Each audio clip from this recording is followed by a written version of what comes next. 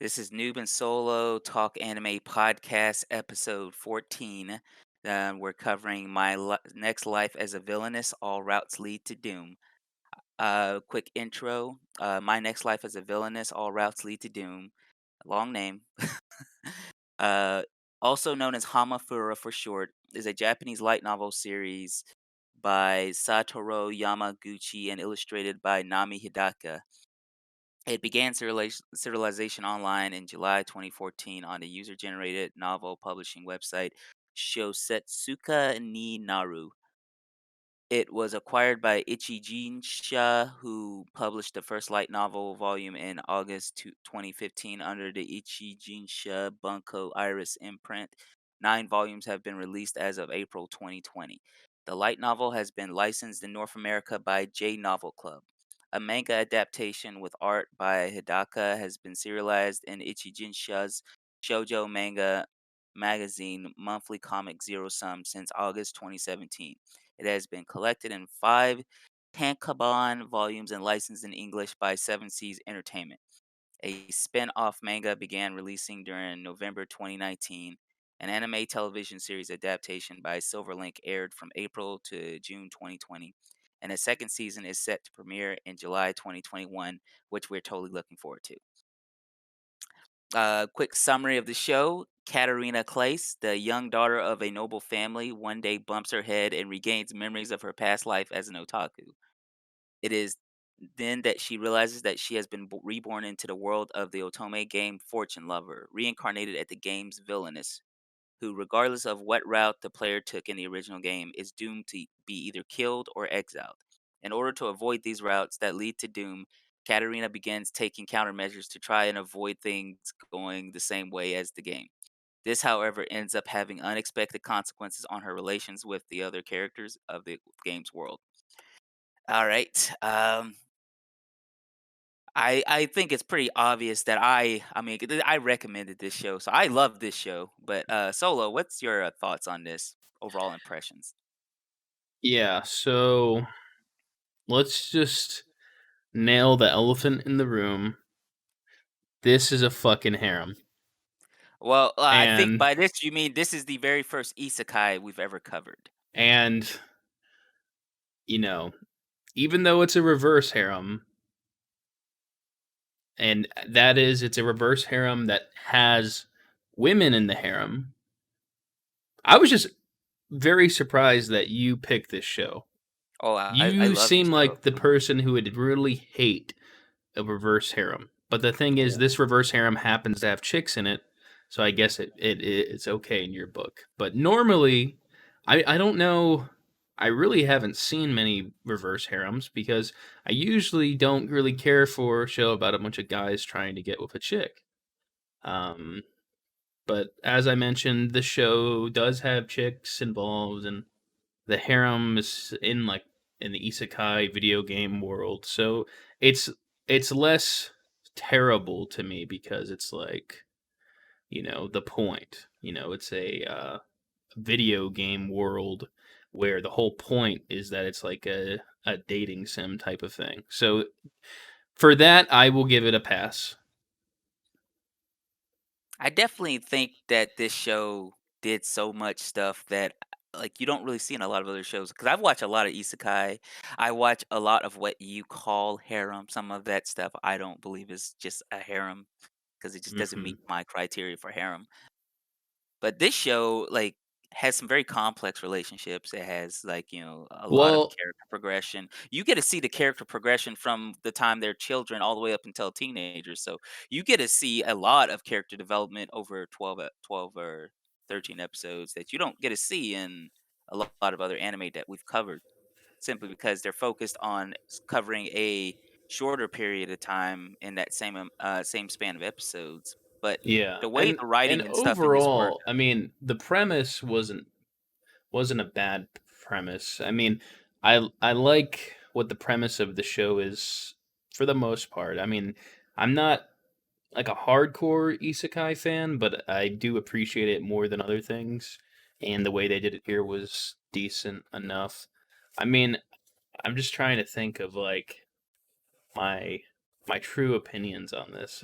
It's difficult to say. I mean, I'm sure we're going to get into it as we talk about aspects of the show, um, kind of more in line with my opinion. But my impression, at first, I absolutely hated it, but then it started to get less bad, and by the end, I think it's somewhat wrapped up nicely. I know they're doing a season two, but they clearly set it up where they like didn't know if they were going to get a season two. So, which I mean, a lot of seasonal anime have to do, but I think this one, if it was standalone, I think wraps up nicely. So, I mean, with that said, I think we should just kind of get into things and the story and characters. So, All right. yeah, where do you want to start? But before we go into the story, there's one thing I just want to just cover from the beginning, and it's something we've talked about a lot in previous podcasts: the music. Specifically, I think I've praised a lot of openings and a lot of the previous shows we watched, but in this case, the opening is good. But I really just want to talk about how great the ending, like credits of this show is. Like they went all out on that. The song that plays during the ending credits is called "Bad End," and that mixed with there's not even really a whole lot of animation in those ending credits, but just the way that song plays and the characters just come like transition in and out of like the scene and stuff during the credits playing and stuff. Especially after you have some context for the show, it really does just make the show that much better. I can't believe I'm just doing this, but Hmm. I gotta point out how great the ending credits Yeah, it's in this show strange. I was. mean, we've watched quite a few shows here, and you've never really said that about any other ending. I didn't really think it was noteworthy. I mean, it wasn't bad. I don't think it was like phenomenal, but it definitely was pretty decent. And then, but the one thing I do like, they do reuse a lot of like original soundtrack for scenes, which it sets the mood. Like like there's very clear like character themes and like mood themes that are reused, and that was noticeable to me, like to like a jarring effect. Like I'm like, okay, like even before a scene starts, it would play like the theme, so I knew what type of scene it was going to be, which that was noticeable to me. I don't. That's not necessarily a bad thing, but that's like my only observation of the music I made the entire time. I don't think it was anything phenomenal. Yeah, I thought I mean, a lot of the other music, I I'm think not gonna that say the original I'm not gonna soundtrack say was the appropriate. I mean, it definitely yeah, carried the mood of but the show. the ending kind of stuck out for me more than anything, especially when I went because I went and rewatched it for this because I have seen it a few times already, but I went and rewatched it actually all of it today. And I just found myself wanting to listen to the ending after every episode. Normally, I would just skip it and just go straight to the next episode, but I wanted to listen to it each and every episode. And so I had for that point out how great the ending credits was for this, and phenomenal job on the production team that put that together. So with that, I guess we can go into the story. So just going over like the start of the story. The story starts with Katerina. She's kind of a spoiled brat at the beginning. She treats her servants like crap. She is kind of a kiss up to her dad and her mom and stuff. And before she hits her head, she's I don't even know. The thing is too, this is something about like this anime kind of brings to light something that I've kind of wondered about in a lot of other isekai, which I might bring this up in a future episode if we cover another isekai. You know, when characters are reborn into the world, like instead of like them coming into the world as themselves, they come like they become a different character in another world. And sometimes they're either reborn into that world or they just take over another character's body when when those characters don't have all of their memories from their previous lives, can you really say that they're the same person? Because her personality between the when she hit her head and before she hit her head are completely different. So I'm wondering, does it count as them being the same person, or was she just instantly reborn at the second she hit her head. Um, what do you think about that? Um, so, well, I'm kind of a little confused on like what you're specifically asking. Well, the Like thing is, you're like, where do you she draw the was like, line of like yeah, like, well, like, was she the like, if she like didn't have any of her memories and she was raised as this spoiled brat, she was technically from another life. But if she didn't have her memories of that other life, she lost her entire personality from that other life. Does it mean that she was even the so same person from that other life, or was she just a different yeah. person entirely? Um, so I want to do full transparency here. I have actually read the entire spin-off manga of this show as well. Up to the point Uh, that it's in now, which we can go into that what that is and what that means later. But what I'll tell you is that the way it works, definitely 100%, is that her personality and who she was is completely like inherited into the character from the game. So like when she's reincarnated, she retains the memories of that character and they merge with her memories of her previous life. So she does have the personality and memories from her previous life in their entirety. The only thing that she does have a little bit of amnesia at first, but that's slowly unlocked through the show.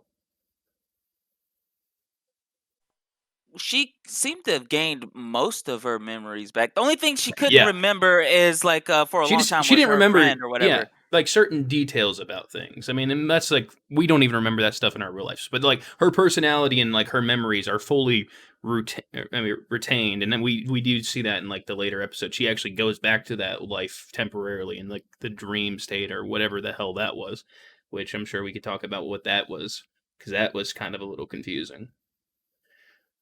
I like the way they did it though. It was her letting go of her old life and fully embracing her I life do as like that scene. Katarina. She's like, "Oh, my family here is cool and all, but fuck them." I'm like, damn. I mean that's kind of like, well, that's just isekai in general type of anime is just like, well, some animes don't go as far as like completely abandoning the other world. Sometimes they do retain that, but a lot of times it ends like this. But it was interesting. I mean, did you think that was that like I mean, there's still much to talk about. I don't know, especially kind of with like her friend being like reincarnated as the other chick, and then like the whole thing with that. I mean, I still have questions about that. Um, a little bit of confused about some of those aspects, but Yes, and I'm pretty sure there's people out there who've like read all the manga, or like yeah, they and know like everything that's like I going said, on with this I've stuff. But well, I'm just going off of the show. yeah, I'm and really looking forward to season 2 so that maybe I they can. had I had finished this earlier today and I had a lot of extra time. I did read the entire spin-off manga as well as I like read like a little bit of the manga. Oh, Just to you fully invested into it. so like by the way, if anyone's listening, if you're interested in picking up the manga from the end of the anime, it's chapter 23.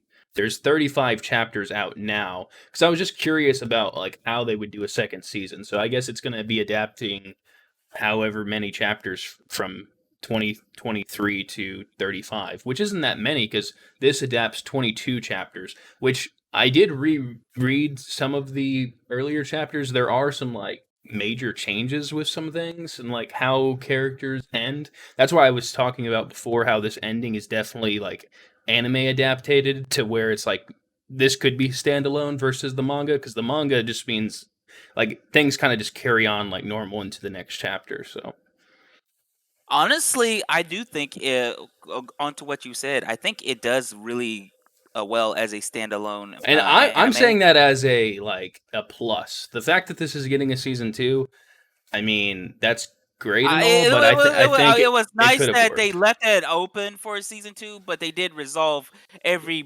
big plot Yeah. point in season 1 to the point where if they never got a season 2, you wouldn't feel like, oh, I don't want to Well, watch it yeah, because and the reason I say I don't that want an is because incomplete anime and stuff. at the end of like the manga, the last page of the last panel in chapter 22 is literally like in the real world with the video game on the screen, and then there's like a magazine and it says sequel coming soon.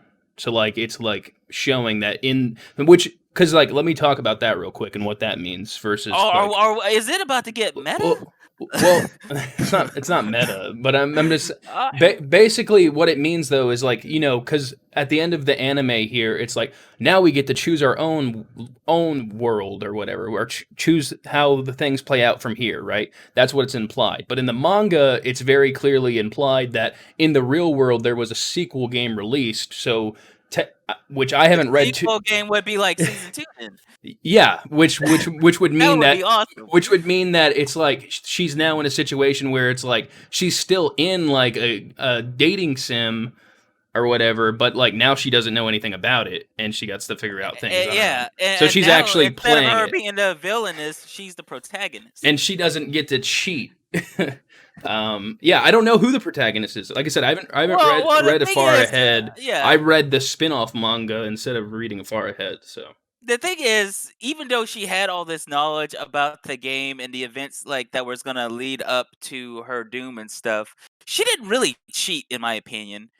She never really used that in any meaningful way. She never used any of that knowledge. In fact, a lot well, of the events that she changed, it was by accident. except when she said the president's name at the end and like saved him from his Yes. darkness. I mean, That was I kind think of a that was, little like, cheap. the only time, though, but, like, every Well, other she event also does like, that steal crucial moments from but like the character development to make them she fall in didn't do love. that intentionally, though. Yeah, but that I mean, just because you steal something from a game you played, It's like I she subconsciously, like, thought of that stuff to say, but she wasn't doing it with the intention of changing any events. She was just yeah, doing but it because if you that's naturally what she plagiarize wanted. Shakespeare in your writing, like you can say it was subconscious, but people are gonna call you out for I mean, if it's subconscious, then there's nothing they can do. I don't it. think I don't think it's plagiarism if you didn't have the intent to plagiarize. I mean, I don't know if that would stand up um, in any debate, but I mean, Well, it's a good opinion to have. I'm pretty sure it would. And in the end, if you can't establish that whoever was saying something meaningfully intended to deceive, then it's just like subconscious recollection. And we all like consume a lot of media. We consume books, manga, anime, TV shows. At some point, that stuff is going to influence your dialogue, No, and you I don't agree even. with you 100%. I'll come up with great ideas and then realize they already exist all the time.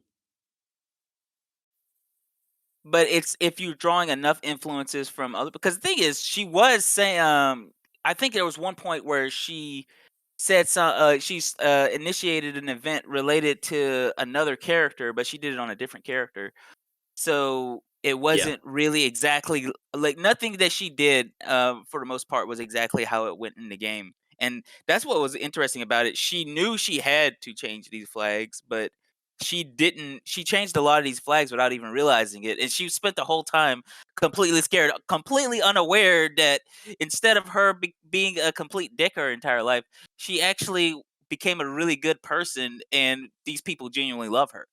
Yeah, So so let's like talk about it from the beginning. So like what did you think of the like I think like the first 3 episodes are like when they were like kids and just kind of setting things up? I mean, I were well, you glad? Because like I was kind of glad that they didn't stay as kids the whole time because that's what I was worried about at first. I'm like, is this really gonna be like a little fucking bunch of kids the whole time? And like season two, because I knew there was season two coming out going into this. I was thinking, oh, it's all season one just gonna be when they're kids, and then season two is when they're adults or whatever.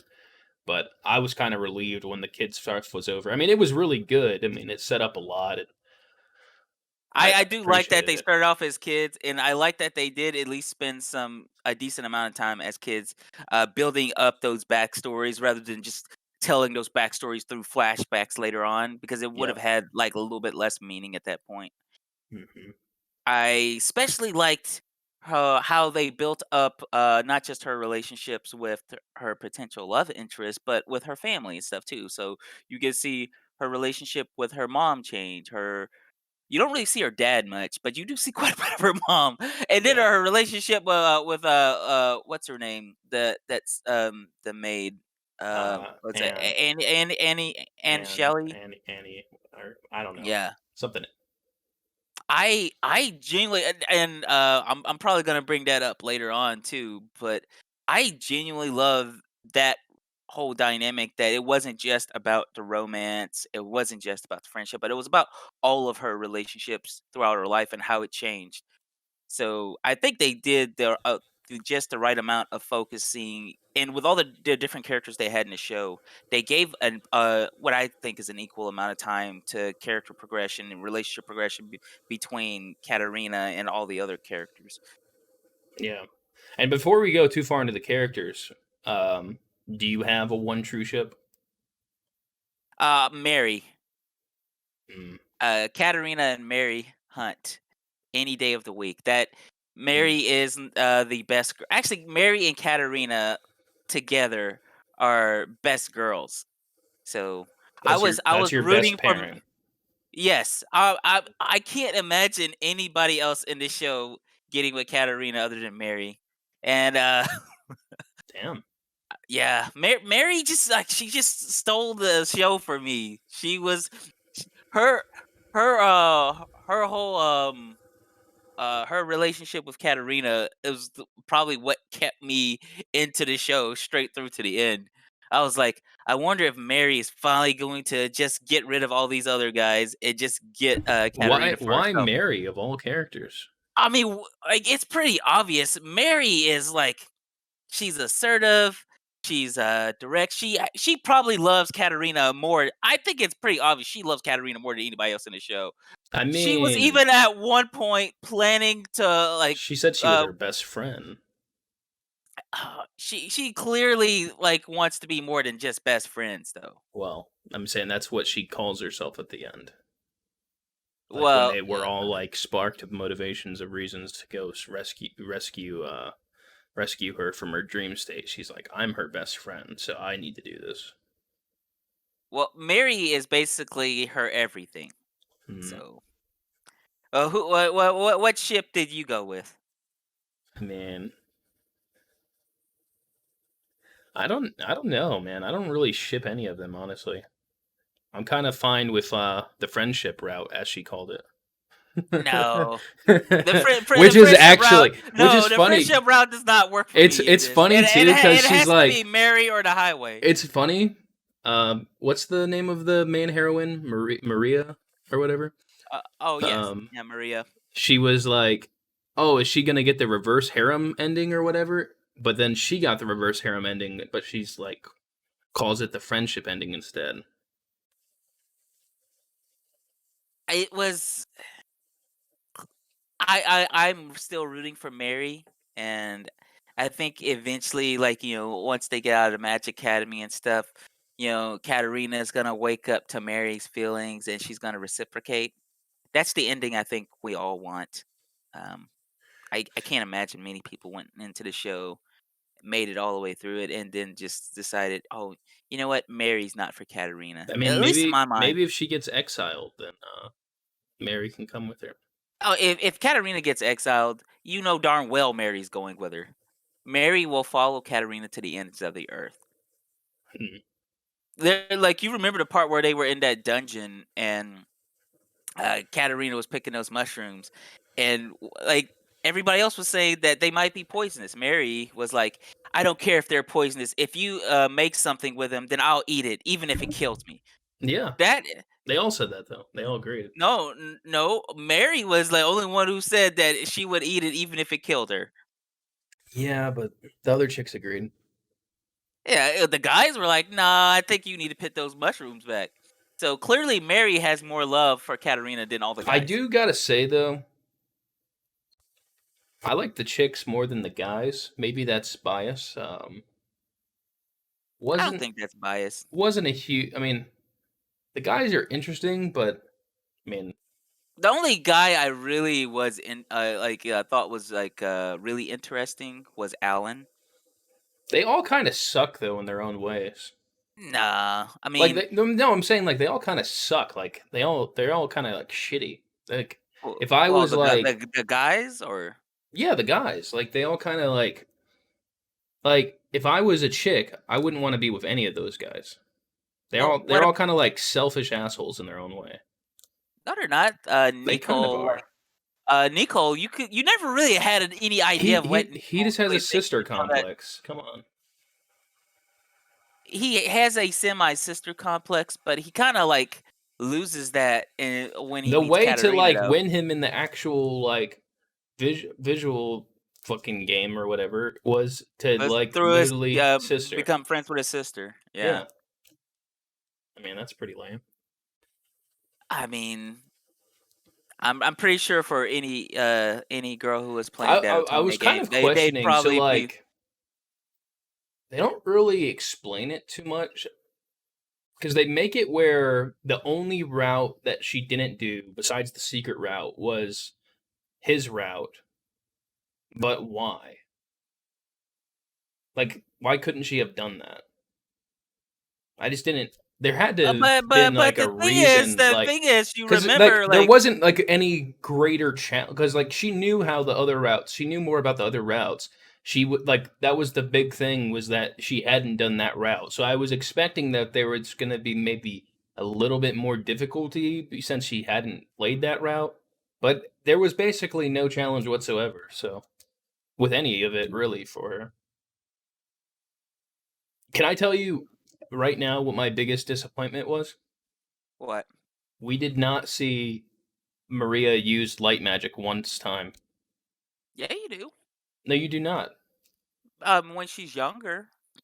I'm saying like we never see her do any light magic. Not even like when the dark dude was attacking. Yeah, but you see her use it once when she was younger. She used it to heal this girl's leg and stuff. I'm saying they don't like really show the full capabilities of any of the magic. We don't even see water magic at all. Who has water magic though? No one. But the thing is, Yeah, it's a thing in the universe. yeah, you see wind magic. So No one has water Nicole, magic. Maybe yeah, season but 2. yeah, you see Nicole and his sister Sophia use wind magic.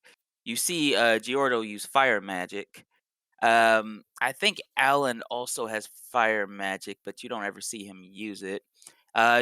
See both Katarina and Keith use earth magic at different points. Um, Yeah, but I we don't get to see and then you get to see Sirius do like dark magic. yeah, we don't get to see no light magic, man. I was so disappointed by it. Oh wait. Mm, I think Alan has water magic. Does he? Um let me Let me double check. check. That's what the wiki's saying. I just pulled it up on the wiki, the fan wiki, and it's saying he has water magic.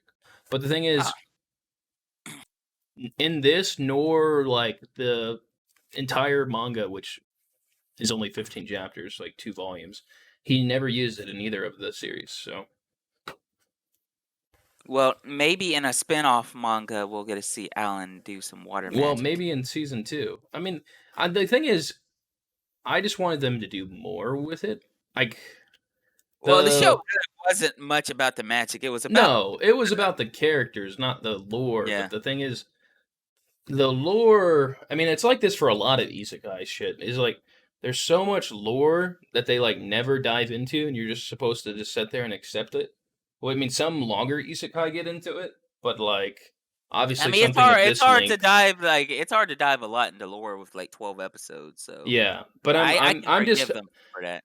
I'm just that's my biggest disappointment is we didn't get to see her like use light magic in any like real capacity or Yeah, water now that I magic for think that about matter. it, I would have liked to see more magic and stuff too. Well, just because The coolest magic you actually get to see is probably Keith when he yeah. creates those giant dolls and stuff. I think Keith, like if he really built up his magic, he could have become like a Dark Lord or something, and Hmm. his Yeah. family was already scared of him, so he already knows how to intimidate. It's true. Yeah. Yeah, and just like the whole magic thing. So like magic's not a secret in this universe. Magic is commonly held by like the nobility. Magic like I don't know. It just kind of like oh yeah, magic another thing about magic isn't like in other countries as much is established in the story. So like it's implied that whatever country they are in has more people with magic. So like, and then there's like apparently when you finish the academy, you get a job in like the Ministry of Magic, like Harry Potter shit. Like I don't. That's kind of like what is that? What do they do? You know, Yeah. I just want I to mean, know like honestly, I don't what think they you're ever do. gonna get to see anything from any of those other countries either. No, So, maybe not. Probably not. I'm so just saying like I would like to know the role of like kind of what they're doing more like what it means like obviously the whole focus is like about it's a video game in this like world but it's like I've literally played visual novels like Magical Diaries which is literally this same concept of visual novel that I've personally played. It's not like what is the well the genre for this is literally I think the only game I played in this genre was where it's like a chick uh, with all guys is Hatato boyfriend or whatever. Um, so is that I don't. that's not the game with the birds, is it? It is. But the thing Oh yeah, is, that's it's like no. you're like That's you're dumb. trying to get a That's bunch of freaking dumb. guys. That's the genre of game that she's playing. You're a bird, though. But I'm saying the point is to get a bunch of guys. I don't play visual novels like that. The visual novels I play are usually it's a guy going for girls. Yeah, those are the type of visual novels I play too. But So that's why after like this after watching this genre, show, yeah. I might actually play an Otome game. It If they had more chicks, if it's just guys, it's not like I don't like the guys at all in this. That's the thing. The guys are just kind of all douches. I thought Alan was pretty cool. Like if I was And playing this, if I was just playing the Fortune Lover whatever, I you'd go wouldn't for the Mary route. I wouldn't want to I'd go like for the Mary route. I I'm mean hoping. Is there an Otome game based on this? Because if there was, I would totally from what play I just to play read, there's like the a Mary route. demo of it on the Blu-ray, but it's only like a demo.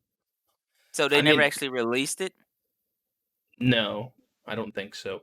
But I know what I would say. I mean, if the reverse harem is an actual ending, I guess that's probably the best ending of the actual game. You know, I'm looking at the just the Wikipedia thing. They have like some on reception there a whole section on LGBTQ. Yeah, And I'm I read assuming that over that. yeah, it says people describe the series as focusing around Katerina Clace who amasses a polyamorous bisexual harem, pining for her as she tries to avoid being a villain and becomes very thoughtful. Reviewers pointed out three lesbian characters: Mary Hunt, Sophia Ascart, and Well, Maria Campbell. But that's the the thing is, well, they're not like I'd say with maybe the exception of Sophia, Mary and Maria have shown interest in guys because Mary was engaged to Alan, and you remember in the actual game, she was genuinely interested in Alan. yeah. She ends up with him in the bad ending, and she just wishes him and Mary a good life and the good ending and stuff. So it would be more bisexual for Mary, and then Maria is the same because she is the main heroine. So ultimately in the game, you can get with anybody as Well, Maria. So it's that's kind implied of that she like is bisexual. well, on But that point, I kind of question like who this anime is for because there's a shit ton of animes where it's just like a chick and there's a bunch of guys, and those are animes that I would never watch. You know, because I'm not into that. But I have watched a few of them, and they can be pretty good. well, like So a lot of them are very like this is much more open and it's more about you know like at least the thing I appreciate about this is that the main person isn't like for the harem or isn't like, they're just trying to have friends, and the fact that everyone is in love with them is, like, an after fact. A lot of harems aren't like that. A lot of times, either the main character is completely oblivious and just completely stupid about it, and, like and they have no personality or anything like that, and they're just stupid, and they just get lucky, or they're just, like, really sexual deviants, like some of the shit you forced me to watch. So, like Like what? I have never watched I forced you to watch an which anime like that. There's one anime like that that I think we might get to, and that's High School DxD. and I But I don't think wanna watch that for this, and, but the thing is, because I don't but I'm not a fan of that. I like a main character that has personality, and the fact that she doesn't give a shit about the harem, that's but like she has a lot of personality though. You yeah. see a lot of the personality. She's, Well, kind of a that's why tomboy. it's She's tolerable. That's why it makes sense that she has all these people that likes her. The biggest problem with harem is that, like, there's no reason most of the time for people to like the main character other than the character being a stand-in. Maybe it's because it's a chick and I don't watch a lot of this. Maybe I should watch more of these if there's, like but it's like, I don't feel like I'm a stand-in for the main character, and, like, that's what the main appeal of harem is for a lot of yeah, people. you're supposed to So, project like yourself onto the main character. but this, I just like I would wanna be friends with the main character. I would wanna be, like, part of the reverse harem. Why not?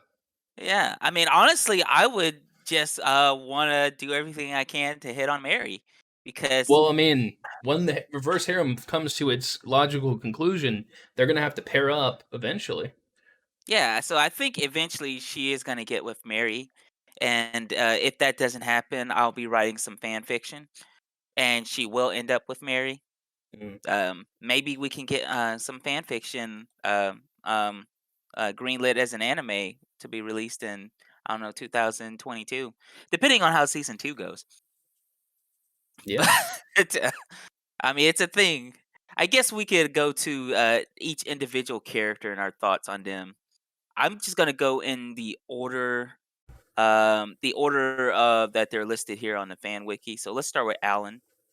I thought Alan was one the best guy in the show, in my opinion. Mm, He was the guy who, for me, had the cool. I mean, I would say the most interesting personality.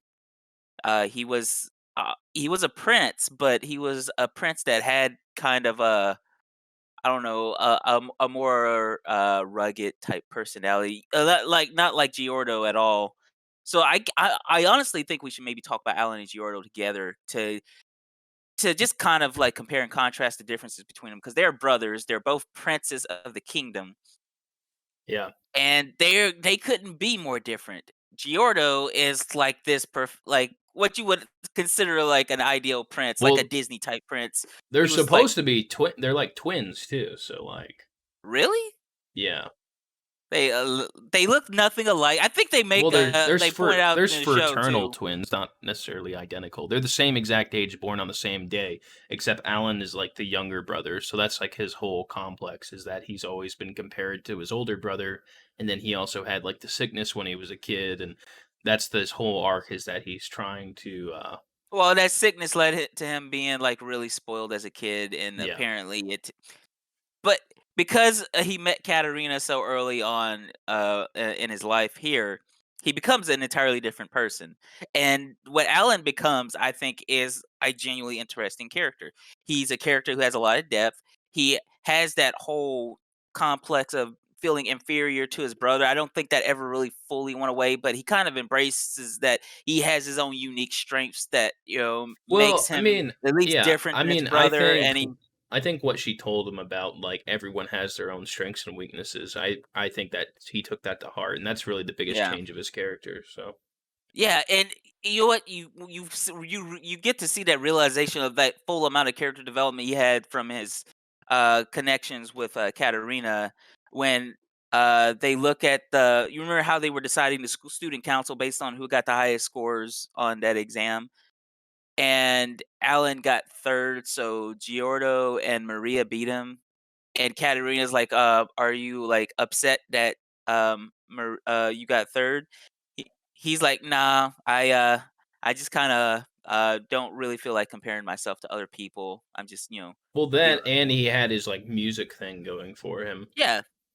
because she And like encouraged that yeah, aspect.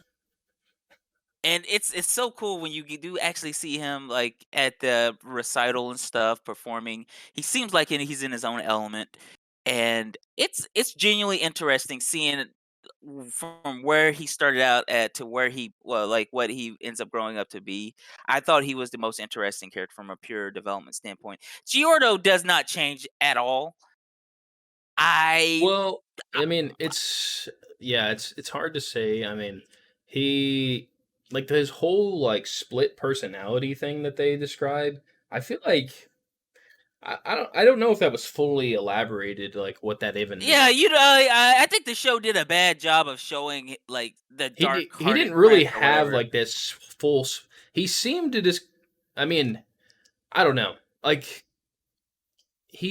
he didn't really like you said. He was just kind of like he wanted to be with her since he was a kid, and that didn't change. Yeah, Yeah, I don't I think don't the know. show did a good job of showing how he was Well, some he dark-hearted prince or he whatever. changed It's from just the elaborated original on. He visual changed from novel. like yeah, he changed from the Otome game. But Yeah. the thing is, all these other characters, you get to visually see their changes during the show. Giordo, his changes are just like pointed out in exposition. So Nico points it out in a conversation with him later on, where he says like every time I see you smile, it's like you were trying to smile, but you were really just bored. And now you just seem genuinely happy and stuff. And then Katarina points out multiple times that oh, Giordo's this dark-hearted prince, but Yeah. you don't ever see it. Well, yeah, I You mean, s- the with only thing Alan, you you get at the see end that is like change. he says, "Oh yeah, I was bored," and then you like made my life exciting, which is fine, but like it didn't really explain why he didn't become the same type of person. But I guess he had her around, so it was more interesting for him. I don't know. I wasn't a huge fan of his character. I think he's pretty Yeah, generic. I wasn't a fan of Giordo either. That's why he was my least favorite choice to end up with Katarina. Let's go to Keith. Uh, Keith had what I consider a kind of yeah, it's supposed to be like this heart sobbing backstory about how he was kind of um estranged from his family because of his magic ability and stuff.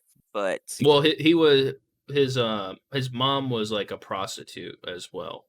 So like his mom was a prostitute, so he was like, like a not full blooded like his other siblings. So like they bullied him because of that, and then the whole scene with the bird and him saving the bird and hurting other people, that's what started his like depression and being relocated.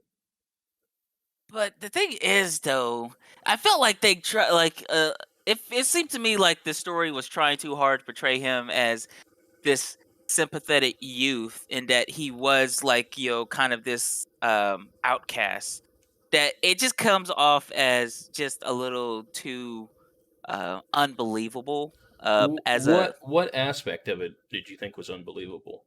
I don't know, it just seemed like it was a little too forced. I never really Hmm. felt like, and maybe it's because they don't really you don't like Well, I think they should have given him like an entire episode just dedicated to his backstory, and maybe more about his relationship with his brothers and stuff. Because you remember he does have actual blood siblings that yeah, but you don't ever see in the his show. mom was a prostitute though. So like it's Uh, kind of the same situation some of the other characters were in, is that um, he wasn't of like pure lineage or whatever. So like because of that, they already treated him kind of like shit, and then like you know that was the whole thing. I'm not saying Keith is an awful character. It's just So like I just what part are you confused about though? I'm not really confused about anything. I just didn't really. I don't know. It just seemed like they were just kind of just trying to throw whatever they could at us as an audience to make us really sympathize with Keith, and I just personally wasn't able to. So but Um, okay, but you're saying it felt forced. I don't yeah, agree because like he yeah, I can see why you don't agree, but it's like he's relocated to because his own family didn't want him because they thought he was dangerous, and you know, the way they treated him was wrong. So they literally got rid of him. And then the house that he was in that took care of him at first in the original route, they treated him like shit. I don't know. I will say this much though. I do like his So, relationship with Katarina, and I like well, how that's the thing. they He do. was going to shut himself off and be like lonely and isolated, and that's Yeah, how it wait, would wait, have wait, wait. ended. Katarina busts down his door with the axe and stuff just to apologize to him. I Yeah. love that moment. It was probably one of my favorite moments in the entire show. So I like a lot of his relationship with Katarina. It's just for me personally, I don't know. It was something about his backstory. Maybe it's because I've seen a lot of anime with like similar backstories like that, and they always feel kind of forced to me. I wish they had have just So, elaborated but a do little you bit more. Give us what part do you think like you think his character should not have been like kind of a loner and depressed, like being moved away No, from his I'm home not. I'm to a not. new I'm not. I'm home, not. I'm not saying that. I think mainly it's probably the way the anime or kind of like the seems to rush alternate through that route? That's backstory. what I'm trying to understand. Like, are you like saying that like Like, you don't see how his alternate route ended up well, the way it did, or I'm just saying. Me personally, I was never really like. I never really kind of was able to relate or sympathize with Keith the way probably a lot of other people who watch the show have. It was, and I can't even really explain it because I'm really trying hard to.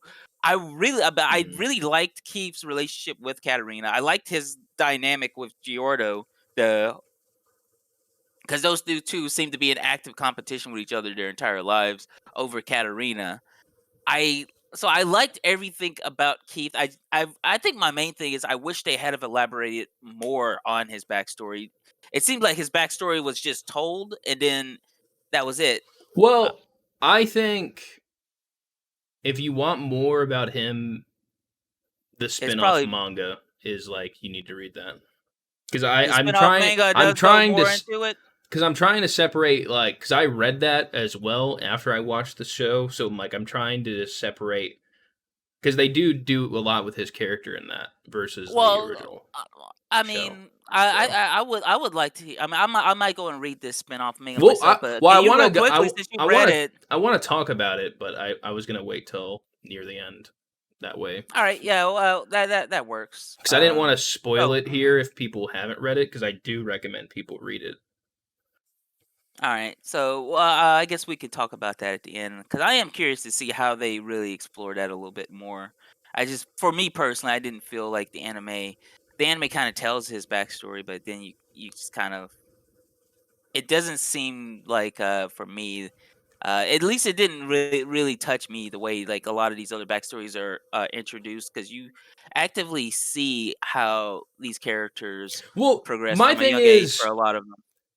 his backstory where the show picks up is like right when he gets to the house. So like, you know, His backstory is his told in flashbacks. well basically his backstory wasn't even fully it didn't fully go through its ultimate course of how it was going to if she didn't change him then and there.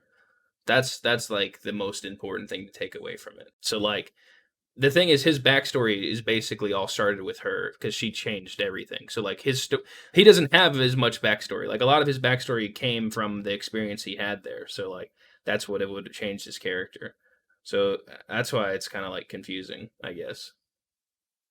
Yeah, all right. So I probably will go and read this manga and maybe talk to you more about that after I get through that because I Yeah, am I mean, interested. if I you really want to, I liked everything about Keith except for the way his backstory yeah, was and like given in the maybe anime. if we, well, I mean, we're gonna do season 2 of this. Maybe we can talk a little bit about that spin-off manga if you want to read that before, because there's only 15 Yeah, chapters and like they don't release them that frequently. So yeah, I'm definitely gonna do that. I didn't even know there was a spin-off manga. yeah, I just we'll discovered this we'll show by talk more about accident. it at the end. Like, All right. I'm going to skip. I'm gonna go kind of out of order and skip to Nicole because I want to talk about the three girls last mhm. because they're for me the most interesting characters in the show, next to Katarina, of course. So let's talk about Nicole real quick, and this is gonna be real quick because, like, he's both a really complex character and a not quite complex character, and for me, I don't know what to think of him. I like him, Yeah, but my I also don't really feel like I fully know him. yeah, and kind of like what I So touched on earlier. At first, which I mean, they set him up as like this mysterious character, and then like there's the whole thing is like, oh, she hasn't played his route, so maybe something unexpected could happen with him. The fact that none of that plays out and really matters at all, and he's just kind of like just a quiet guy who's there that I mean likes his sister and likes seeing her happy. I mean, that's about it. I the mean, he doesn't really the like even in the original like visual novel or whatever, like um he doesn't really have that many interactions with her. So that kind of makes sense, I guess. Cuz like it's implied that the interactions with him and Sophia were not that important for her as the in the villainous role. yeah, She because doesn't really have she's not the villainess in Nicole's route, I don't think. I well, think she doesn't. What I'm saying, like her character isn't in that route, is what I'm saying. Like her yeah. character, the villainous character, doesn't play a part in Yeah, his like, cause route. like, yeah, So he like, doesn't have a villain in his route at all. It's, like, the only not antagonist, but the rival, to Maria in his route, I think, is his sister Sophia. yeah. So that's why Uh, it's like her as like the villainous character doesn't really matter as much in his route. So I guess it kind of makes sense. but I still, even though I don't really feel like I ever fully got to know him, I do like him. I can't even describe what I like about him as a character, but I think it's, like, his mysterious nature, his, like, kinda subdued nature, but also his really charming side that he tries to kind of, like, hide a little bit, I guess. You remember the episode where they all get sucked into that book? Hmm.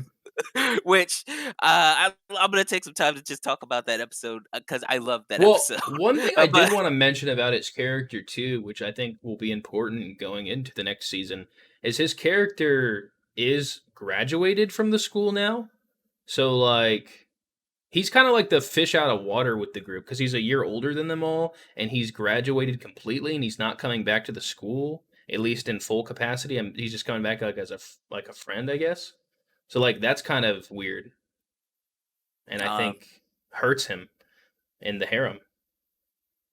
it helps him Because because he's Sophia like, even says that. She's like, "Oh, you need to like come around more, or you'll lose your spot in the harem." Which I feel like Sophia is more worried about getting him in the harem than he is. So I don't know. yeah, yeah, that was her main thing, for a while, was just trying to get Katerina with her brother.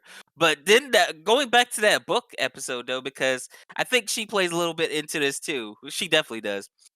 Let me talk about his part in that book when they get sucked into the book, because it was all about their desires, and each of their desires revolves around Katerina somehow.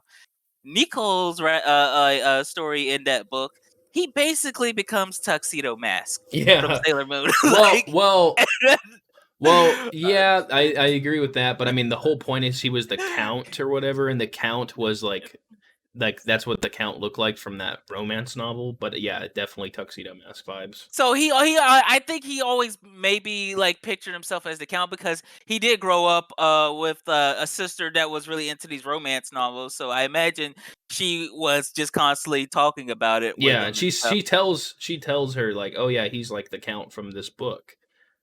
At least that's my like opinion or whatever is what And she and says. he knew, and I think he knew, because maybe Katerina mentioned at some point that like Katerina and Sophia probably both have mentioned to him that Count was kind of like a romantic type of character that they felt like they could fall for.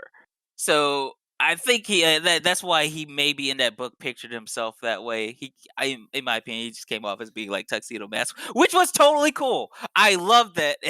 I was totally there Yeah. for it. But the But thing is, he was just as useless as in this series as Tuxedo Mask was. nah, he was actually, I think, pretty useful, like, in Well, certain I'm just parts. saying, Remember like, in the he's like, he's there, but is he really doing anything? Like, I mean, it's I don't nice to know. have him I think, there, but I yeah, I think mean, him just being around yeah. sometimes, Well, I just mean, is doing something, it's because kind of the same like, thing with Tuxedo Mask. So yeah, it's and like he's just there for moral support. They But seem more important. I did like his mysterious nature, and also, he did come off, even though it did come off at times like he had a little bit of a sister complex. He ultimately was a really caring and sympathetic brother. So, Yeah. I mean, because his sister was bullied And from a young yeah, age because and of her that's the hair and whole eyes arc, and stuff. which we can talk about her and the whole family arc with what that means is like. So the whole point was that their entire family was getting bullied because she's like an albino or something, and like I guess he defended her and their family defended her, and they all like were together on it. But it obviously took you know interactions from other characters before she fully accepted that. But I don't know. I just that you talk about like tropes that you think kind of are like forced. I feel like that was kind of like that for me.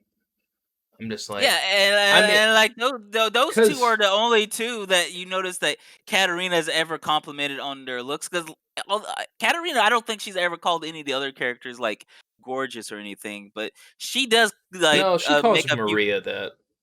Oh She yeah, says she's like beautiful all the time. yeah. But like the first time she saw both of them, she just was kind of like enamored by Well, their that's why looks like and it stuff. doesn't really like I. People are like, oh, she's cursed, but then on the other hand, like people are also like, oh, this is the hottest chick alive. Um, I just don't. I mean, I mean, I feel like there would be no reason to like shit on her.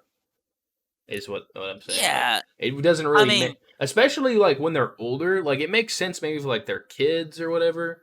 But and even when they're older though, which I guess we just don't really see the bullying. I guess much like in action. I think it's because she was hanging around Katarina a lot, and Yeah, so Katarina's status kind of like made people like look at her in a different light. yeah, and You remember in one part when which Maria was getting bullied, Keith told Katarina that just which hanging around to Maria be more fair, will. the spinoff goes into her more too with that. But obviously, in the story we're talking about today, the standalone like original story here, like I just felt like that was forced. That characters would just hate a chick like her for that. But I mean, kids are assholes, so Honestly, kids can be real assholes. I yeah, know because I used to be one. So, yeah, um, so with that, I think we mentioned Sophia. Do want to maybe mention a little bit more about her because she was in her previous life. She was Katarina's friend. yeah. So What's her let's name? talk about that connection and just kind of elaborate on that. So so are we supposed to believe that she's a full reincarnation or she just had like a connection? Like that was the confusing I part because like at first I thought it was a full reincarnation situation, which would make sense that she had a mix of both memories. But then later when it's like she's talking to herself, it was like more like she had like a temporary connection with the other world. And that's what I was getting. But then the whole dream sequence, was that her actually waking up in that other world or was that like a dream or was that like that's the thing, like I don't know what that scene really was trying to represent for what was happening here.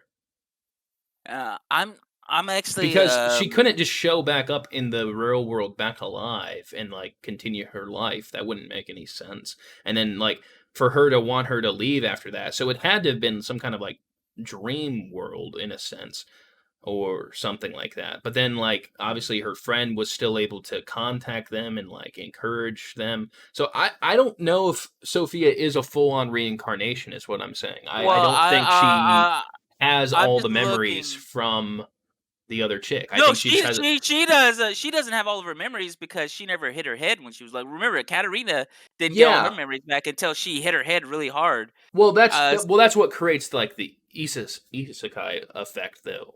But the thing is but the thing is, it's not that she's a reincarnation. I think she just has like a link with the other world. I'm looking at the fan wiki now. The fan wiki at least like lists that she is a full blown reincarnation. Incarnation. It says right here, it is eventually revealed that she is actually the reincarnation of Katarina's best friend from her previous life, Atsuko Sasaki. Yeah, So I don't know about that though. That's the manga doesn't really explore it too much more. Um, I I know mean, you would not probably know that maybe a little bit better than me. not from the where the story's at, like in the manga that I'm going to talk about, spin-off Uh, manga. And I yeah, haven't because read at least ahead as on the far as official manga, so I don't know if that's elaborated more. I don't think so because I think we're led to believe this is the last time she'll ever actually see her. So I think like this is the last, like at the end of this is the last time they'll ever mention that character again, well, unless the thing is though, something else happens. in that dream sequence episode you're talking about, Sophia, well at least Atsuko, she mentions that this she'll never see her as Atsuko again, but she'll still be by her as Sophia. Yeah, So but the thing is, I don't unless it was like a temporarily getting the memories back situation. Like there was nothing that caused that to happen. That's the whole complexity of like how that works is like the problem with for me and that whole thing. I mean, even if she is a reincarnation, like you were talking about, of like what is like memories at the start of this, like what is like the person. If she doesn't, she's how is she a reincarnation if she doesn't have the memories fully? That's not well, even like that's being kind of going reincarnated. back to how I started, where I was Well, saying that's what I said. Like, Katarina before she hit her head. Like, was she really the same person from her previous life if she had like different memories, different personality, different everything until she hit her head? yeah, Was she even the same person from her previous life up to that point, or did she yeah, just and like I become said, that person? her personality and her memories from her previous life take over that body and then merge with the memories of that person. Just kind of like the spell that the president has at the end. That's why I thought it was interesting that like they chose to have a character who they're like in the verse that there's a spell that basically does what the isekai does is like merges like information into one's brain of the previous character's life, but not actually like their soul or whatever you could say. So like what what happened is when she was reincarnated, she got the information of the body, but her soul was the same soul from her previous life. And the thing is with Sophia seems to have like dreams and some kind of link with that other character, her friend from the previous life, but she doesn't have a full on reincarnation like merging of memories and information of that character from this game. That doesn't happen with her character. At least not. But It's not. it could happen if she hits her head like Katarina did. Maybe. I mean, maybe that's possible. I mean, it's difficult to say at this point. Like, because it's But not established how I do that see link where works. Which I do this is see just where a you're coming problem from with with that though. isekai in general. Like, if the rules are not well established in the show of how the thing is activated or how it's working. So, like, is this like maybe some kind of like spell? Maybe this will all turn out to be some kind of spell that caused this to happen. Because And another interesting thing is like Sophia says like it's a dream from a long time ago. I thought that was interesting. Why would she assume yeah, that was from the past? well, because it was her like past life, so it was before she was born into this world. Yeah, I know, but like it was just interesting. Yeah, I think it's genuinely interesting in how they approach the whole isekai thing too, and it does bring up a lot of questions. It would maybe in on the aspect of isekai be like an interesting conversation in and of itself. I Yeah. just thought it was interesting that they have that I just link and thought they it was established it. So confusing for kind of what this show was trying to do on the rules of it, and I think that should have been more, I don't know, explained, I guess. yeah, I actually agree with you on that. But I liked that that link was there. So Katarina, whether she realizes it or not, does have a link to her previous life through And Sophia. maybe it is as simple as you said. Maybe like they're all reincarnates from this other world, and that's just That's how it works. that was something I was thinking of too. It was like if if her friend and her were reincarnated, like, after they died, are all these other characters reincarnated from people that she knew in her previous life too? Yeah, and That would be it's interesting. entirely possible, and then maybe just knocking the head is, like, what causes the link. But the thing is, also the timeline of it, that's why it was so confusing, because it's like, so if this is implied, like, that the dream sequence is what makes it complicated. Because if that dream sequence never happened, it would be like, whatever, but, like, I mean, it could just be pure dream sequence, I guess, which it seems like it is, but, like, I don't know. The whole if she just died and was reincarnated, like, when did her friend die and get reincarnated? It's kind of like the whole questions we had with Angel Beats and, like, the timeline of, like, when Yeah. people are dying and when they're The going to the the timeline afterlife. time basically doesn't exist. Yeah, because, like, Angel Beats obviously does that to an extreme degree, because, like, the whole twist of the show is that, like, the timing, the Time is not timeline. linear. Yeah, so, like, literally, So, yeah, that was the whole thing with that. So, like, and that they could coexist together. So I guess it's the same situation here, is that, like, they both have been reincarnated into this world. They both exist in the same time, even though they could have died way far apart. But the thing is, but the other question then, if we're gonna go by that logic, so did her friend die young, or did her friend live till she was an old lady and then die and then reincarnate and then her form is just young? See, like, that's the problem with it for me, is that, like, I yeah. don't like I that. mean, I don't think they're ever really gonna fully explain that either, I even though it is a very because good question, simply yeah. because it Well, just they usually don't explain this stuff in these type of shows. I would if I could talk to the author, I would probably ask him like, "Hey, like what like did her friend die young with her too, or did she live to Well, that's why, like you said, like for old age and stuff?" because, like, at first I'm like, I thought maybe they would reveal that her friend died with her. That's what I thought, was thinking, because, like, when Sophia first started having that connection, I'm like, oh, because I called, like, Sophia being, like, connected or reincarnated version of her friend. That just made sense. But the fact that, like, she was the younger version, which I guess that's how they do in a lot of, like, afterlife stuff. It's like the prime form, the form of the person you knew is the form that they kind of appear to you in. So, like, it would make sense that it would be like them when they knew each other. But the thing is, that chick, if she lived her whole life until she was 80, she didn't make any other friends that she would want to, like, spend her afterlife with. You're telling me, like, one friend she knew for a few years is, like, how she wanted to spend her afterlife? Like, the thing is, it pisses me off for that reason. It would make more sense if they established her friend died at the same time as her, and I think that would have been way better. And maybe her friend was linked to Sophia, but then Sophia didn't have her memories fully unlocked, like we're talking about. But if they died at the same time, that would fix all of the problems I have with this. But the fact that they didn't die at the same time just pisses me off. That's all I have to say. You're bringing up some good questions, and I really do. I'm with you. I think that they should I explain feel some like stuff like this more. that should have been explained, and maybe it is explained more in the manga, which I didn't read the full manga variant of this. I know there's a lot of differences, like, with these particular things, so maybe that is one major difference. And of course, this is based on a light novel as well, so maybe the light novels go more into detail than that. But I'm not much of a light novel guy, so Yeah, it would be interesting, maybe like explore that more, like as like maybe a general topic thing, because there's a lot of anime that I feel like leave a lot of leeway and continuity with that.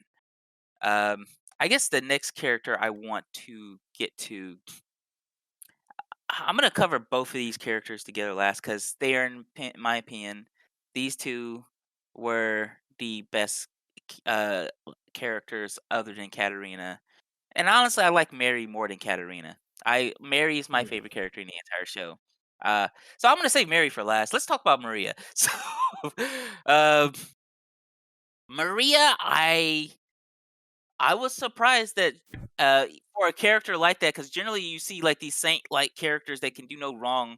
They don't really, you don't really at any point ever find them sympathetic because they're just too perfect to be relatable. But Maria was different in that while she was still pretty much perfect, she was hecka relatable simply yeah. because of her background. Well, that's why, And like, she has a similar background to her, like, to Katarina's brother. So like, I feel like they should be the pair, honestly, just because they have a similar background, kind of. Except she's I like a mean, pure commoner, but but the thing is, as far as the anime goes, the anime fleshed her out so much better. One of my favorite episodes in anime is when Katarina go and Keith go to visit her at her home out in the country and stuff. And it was a very emotional episode. You like you get to see her mother's past. Her mother felt like how she like neglected Maria because she was dealing with her own issues.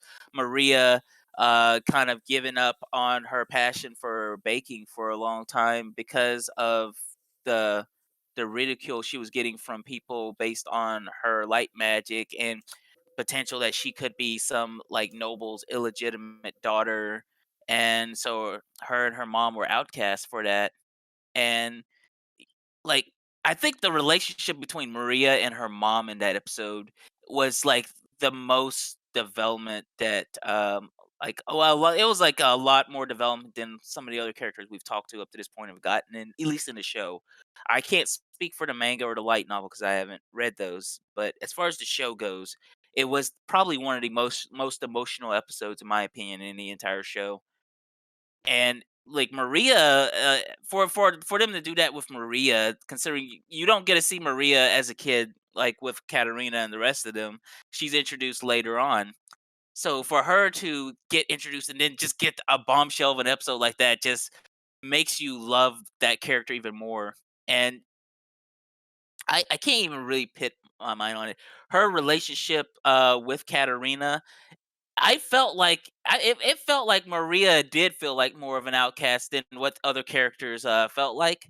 Because you remember she would run into Katarina and the rest of them in a hallway, and she would be too scared to say anything to them. It was little things like that that really made it I don't know, it made it more satisfying when Maria finally does come out of her shell and start to become friends with all of them.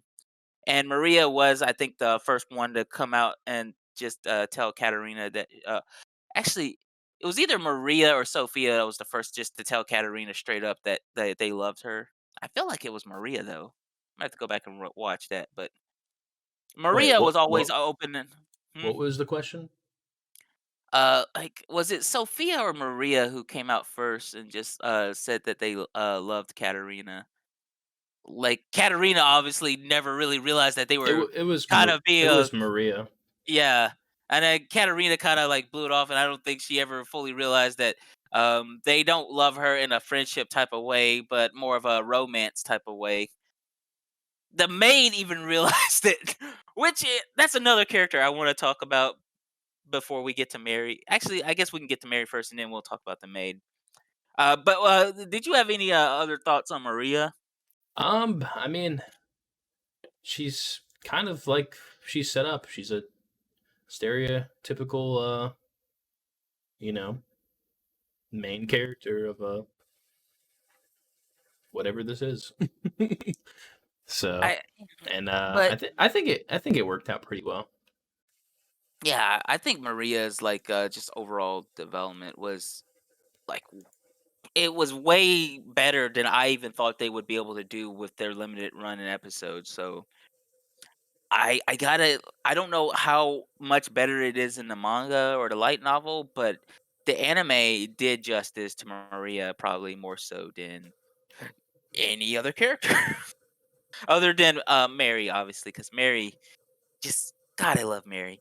Um Yeah. so So, I mean, real quick, we did want to talk. I because this doesn't have all the characters. I mean, well, I guess the maid uh, is like the maid in uh uh yeah, I don't even think the maid is like on the the principal. Those two are like other major characters that need to be talked about. Yeah, so um the maid is Anne Shelley. I'm going to just paste this in so that you can have the link there on Discord. Yeah. Uh so that's the link to the maid's bio on the fan wiki. And it really does just cover I think what we saw in the show. I don't see anything beyond that. But the reason I wanted to talk about the maid, even though the maid was pretty much a minor character, it goes into something that I think that this show overall just does really well, and it's giving every character, no matter how big or small, it gives every character development, and it's something that you don't even see shows with like an episode count twice this show do, is really focus on the fact that these characters are people in this world.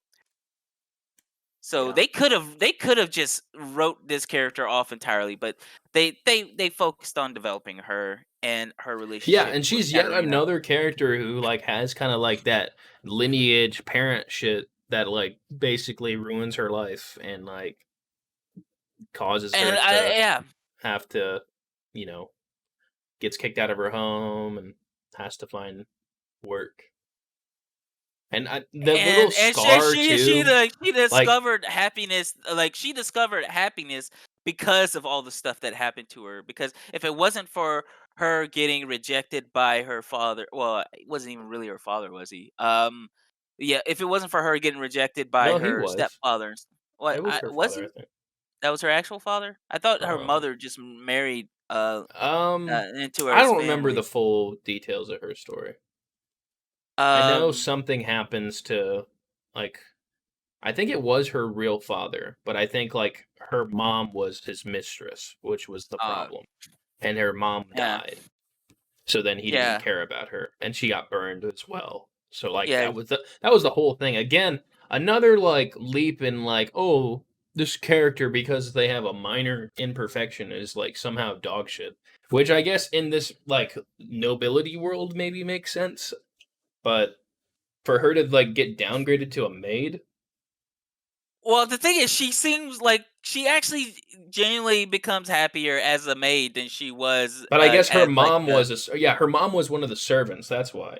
So I guess it makes sense. But like, she was but born of she's a like marriage, I so actually was kind of happy for her in the resolution of her little mini arc. She genuinely finds happiness in attending to Katarina, and it's because of that, that change in Katarina and how her and Katarina became closer. She became more of like a second mother figure to her and stuff. And that relationship with her meant more to her than her, getting acceptance from her, um I would consider a terrible father. But yeah, I'm gonna leave that as my personal opinion because of the last episode. What do you mean, man? uh, Well, of uh, course, a father who like only wants to like use his daughter to like sell her for property, that's undeniably terrible. well, I don't know. I didn't know if you were gonna try to justify that, so I was gonna That's leave it not at alone. justifiable. Like what? I mean, if he didn't want to be her father, that's one thing, but like don't like Uh, sell her as property. What the fuck? well, honestly, he was trying to marry her Yeah, off. that's what I'm saying. That's basically why he treated her as like a tool for him. That's what he tells her. And He's I like, "You're was I worthless to me now that you're injured. So like, go be a fucking maid. I can't like sell you um, off for marriage for my own political agenda," which is the only reason he like yes. kept her around. So like, But you that's know what was fucked. kinda cool? You know what was kinda cool? I mentioned earlier that we don't get to see a whole lot of Katarina's father throughout this show, but Katarina's father in that episode has, like, probably one of the most epic moments in the show, and he's, like, on screen for, like, a few seconds. He's like, um, "We need to talk," and then he basically, I think he just kicked her father out of the house and said, "She ain't going nowhere." So, Yeah. I I really appreciated just how awesome Katarina's father was after that episode. Even though you don't get to see much of the show, you know that she has a really good father. So Well, that's debatable. I mean, like every time you see her father, he's genuinely just concerned about her. Because Yeah. I remember the other time you see him is when Keith injured her Like, and stuff. okay, but he's good to her. But like, I don't know. If My he was, opinions if in the manga that we're gonna talk about, it clearly makes him like kind of a piece of shit. But in my opinion. I'm gonna let you talk about that after we talk about Mary. But as far as the show goes, the show betrays them in a positive light, in my opinion. Every time he's on screen, he's doing something positive, or even if it could be construed as negative, it comes from him being a concerned parent. So the show I feel like does portray him in a positive light, but I am interested to hear Well, what you I have to did say want to about the talk manga about stuff. like the president or whatever real quick before just to Oh final yeah. out the characters because I think we've said enough about Mary. Everyone loves No, Mary. no, we haven't said anything about Mary We've yet. said everything. We've just been No, talking no, about how she's such a good character the whole time. no, Okay, no, no, what do no. you want We're to we're say we're about we're, we're Mary? talking, huh? Let's just Well, let's say what you well, want about well. Mary. I don't have much else to say. I mean, she was I like mean, how could you not have anything like Mary from the get go? She's another one of those characters that has that background that you were talking about, where she's kind of ostracized. In her case, I think it's because her mother, what was it like her mom married into that family, and so she's not like I she think was no, she was the only daughter of his second wife.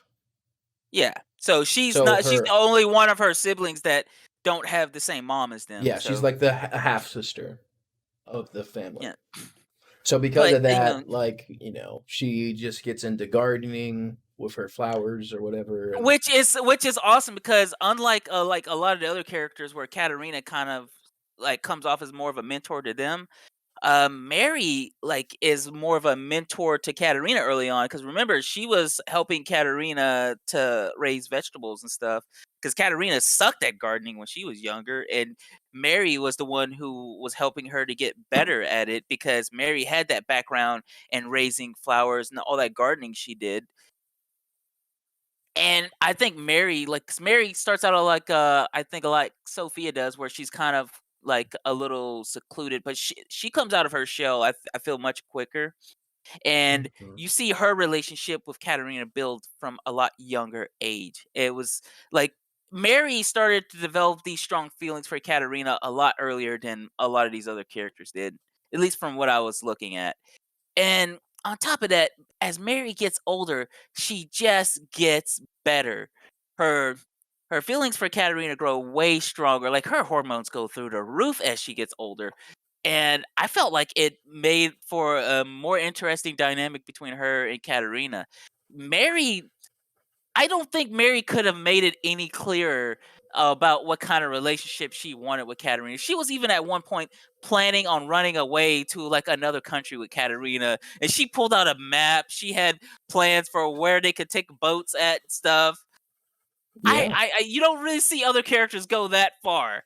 So, and then I mentioned earlier, Mary was the only one who was willing to. I mean, I think you said Sophia was too, but Mary was willing to eat that mushroom if Katerina gave it to her, even if she knew it was going to kill her. And that just says a lot about how much Mary loves Katerina. Mary trusts Katerina explicitly.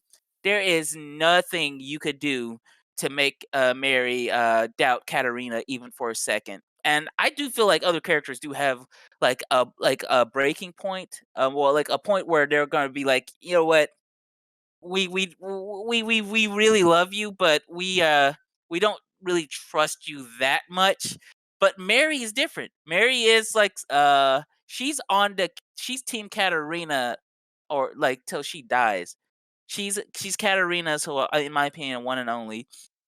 Uh, and she even starts developing other hobbies based on what Katarina's into. So, when Katarina and Sophie were into those books, Mary joins their little book club early on too. And then I think Maria ends up joining it later too. But uh, Mary is willing to do anything for Katarina's sake. And this is what you call a best girl. So, we've talked about Best Mhm. Girl and a lot of other shows, but we never really defined what is a best girl. And so, if I had to come up with a definition for a best girl, I would say Mary from my next life as a villainess. That's going to be what I judge all best girls by going I forward. mean, Because I gotta say, Katarina is still the best girl to me. yes, Katarina is best girl, but she's like she's the main character. So uh as far as like love interest to the main character, that's what Mary is. And She's the wife. She is the waifu. I mean, Katarina, don't get me wrong, is waifu material Yeah, herself. but like Uh, Katarina's like I'm kind of like excluding Katarina from this yeah. because Katarina is the protagonist. So we talk about Katarina in this show like we would have talked about Joro or Tomoya or like you or any of those other main characters from some of the other previous shows we've talked about in previous podcasts. Um, but Mary would be more along the lines of like those best girls from other shows, like Tomari, what was it like Pansy, Yeah. Kato. That's what Mary is for this show. And Mary, in my opinion, just takes it a step further just by best girls in other shows, or well, with the exception of Pansy. But the So other best but girls so in the don't really. original route, do you think she would still be a good pairing for what's his name? Maria? No, Alan. Who, Mary? Yeah, that's who she's like, engaged to. Yes, actually. I Like still would pair her with Katarina. in the original one of the original routes, like she gets married to Yeah, him. like in the bad. That's the bad ending, though. Well, In the bad for ending, the protagonist, yeah. which is But yeah, Maria. I think Mary is a good pairing for Alan too. Because I don't know, Alan has a lot of the characteristics that I think Mary likes about Katarina. In that he has that, well, at least the Alan from the show, not the Alan from the Otome game, because the Alan from the Otome game is like a completely different character. It was like, he wasn't influenced by Katarina growing up, so he is more of a, he continues to be that selfish brat that he starts out as in the show. So maybe not that Alan, but the Alan that we have in the actual show now, I think he would be a better, I mean, a pretty good match for Mary. Ultimately, Mary belongs with Katarina. Um, I ship Mary and Katarina to the moon. Yeah, So I Mary and agree with you there. Katarina But are going to be up there with Dogecoin and stuff. last character though, the president dude. Serious. Well, that's Um. not his real name, but Oh yeah. What was his real name? uh, I don't remember. Starts with an R, like Raphael. Uh. Man, what is it? I can't I even think find that's his it. character. It's Raphael. Something like that. Huh. Well. But So anyways, yeah. I So guess his I'm gonna just I call him saw it serious coming. because that's. I saw it coming. That's all I'm saying. I did too, and like the thing is, he was like for the later half of the show, he was kind of a main character, even though he wasn't part of the original Tome game, which makes you think that he's gonna play a bigger role in this show No, one he way or was part of the the other. game. Well, like I'm saying, like he wasn't a character that Yeah, he was. Katarina. He No, he wasn't a character what? Katarina ever encountered in the game. Well, he wasn't a route that Katarina played, I should say. Yeah, So maybe she it encountered was a him, and hidden then route. That was the whole thing. yeah, And like yeah, she completely forget like the thing is let's talk about that. Her friend literally said, "He's a red-haired guy with gray eyes." And she's like, "Okay, that's enough. Don't spoil it." He's the only that's red-haired guy spoiling with it. That is gray literally eyes spoiling in it. the whole show. And if she remembered that one thing, then none of this would even played out the way it did. So like that pissed me off. I'm like, it at least like had the friend like not completely spoil it and like the dude has the most distinctive features. Like if he's like, I don't know. That's a Yeah. shitty friend for spoiling that. That's all I'm saying. If she No, didn't want no, to be that's a spoiled, good friend. she didn't want to be spoiled. I If she said, "Okay, I spoil me," prefer if people spoil stuff in games for me. I okay. prefer it. But the thing is, that's you. But I'm saying, if you're okay with the spoilers, that's one thing. But she literally explicitly says, "Don't spoil it." After she basically tells her exactly who the character was, she's like, "Oh, there's a Nah. mysterious character who has dark magic. He has red hair and gray eyes." Like, what the fuck else is that supposed to mean? There's not a single, like, if we had maybe one other character that had red hair and gray eyes, then maybe that was, like, not a dick move. But Well, the her fact, friend obviously knew that she was going to die, lose half her memories, and then go into this other world. So she was just preparing her for the worst case scenario. yeah. So, and his whole backstory was like we talked about it, how it was kind of weird that they like did like a memory, like he got isekai'd in his own world in a way, Yeah, or I guess his backstory is kind of yeah. confusing. Um, I liked him as a character though. I he came off as, I don't know. I'm trying to think of a character that like he kind of reminded me of, but I can't really off the top of my head. I did like how he was like a more like he seemed to be more popular than Nicole, and uh also that he kind of had that more of a, he had like characteristics of Giordo, and that he didn't really seem to care too much about all of the women who were fawning over him and stuff. Um, Well, that's because he he had all he wanted was revenge, which another missed opportunity, at least in the first season here, is that like his mom, I guess, doesn't make any appearance in any capacity, which is kind of weird. I figured maybe we would have seen that, but I mean, maybe that's going to be in the later season where we'll see more of her. Maybe she will be like a, You think he's coming back in season 2? oh yeah, definitely, he's part of the harem now. Not really. He kind of Yeah, he left. literally at the end he's like devotes his soul to her. He joins the Yeah, harem at the end officially. I mean, I think He he got on realized his that knees and said, "Please let me join the harem," and she said yes. I think he realizes though that nobody's beating Mary, so And he's he's going to work at the Ministry of Magic or whatever. So, and so like you think that's that's where they're going in where, season 2? well, it's implied that when they graduate, that's where they're going. I don't know. That's the thing. I don't know. I haven't read ahead in the manga on it, but I know that I don't know because I think they have 1 year left of school, and then they graduate too. So I don't know if they're gonna play out the year, they're gonna skip the year until they're at the ministry, or how they're gonna do it, or how it goes in the manga, or the like the light novels or whatever. So Yeah, I I don't really know. need to go back and I mean, I need to go read the manga and light novels after hearing about what you Well, if said. you want to pick up with the Uh, official manga, then it's chapter 23 where you can start reading to see what happens after this. And there's only 35 chapters of the official manga.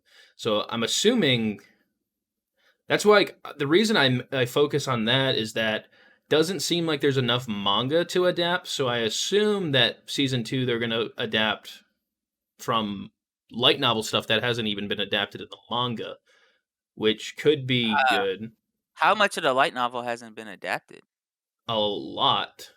I think like this only adapts like maybe half the light novels, I think. Let me see. Not even half of This the light is novels. But because I know, yeah, it doesn't uh, adapt that much.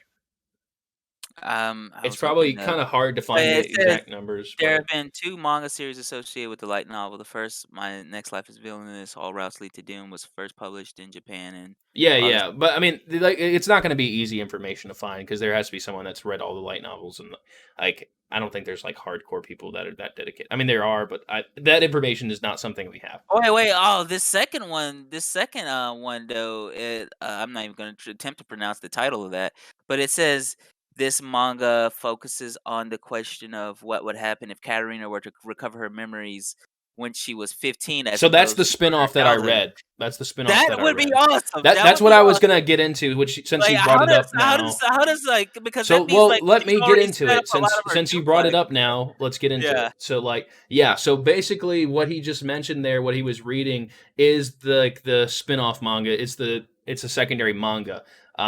The easiest way to know it by is called like Verge of Doom is basically what it is. And what it is, as he read, is that instead of her coming back as a kid, she comes back when she's 15, when she's already an adult, and she just has to figure it out. A lot of the fans of the show call it the hard mode of this story. So like So that she's treating people vastly like shit their entire lives up to that point. She's already set the doom flags, and yeah, she's trying to like undo that so stuff. that's how the story plays out. And that's why I said like you get to see kind of like the visual novel versions of all the characters and how they played out and how she played out, and it also confirms like she remembers all the terrible shit she did to them, but now she has to like justify it to them.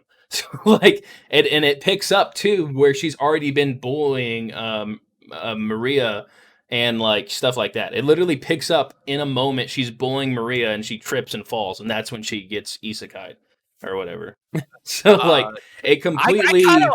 want to read that more Well, than the yeah, actual manga. it's only 15 chapters, and that's why I was drawn to it, because it's kind of, I was having that thought in the back of my mind the whole time anyways, of like how different it would be.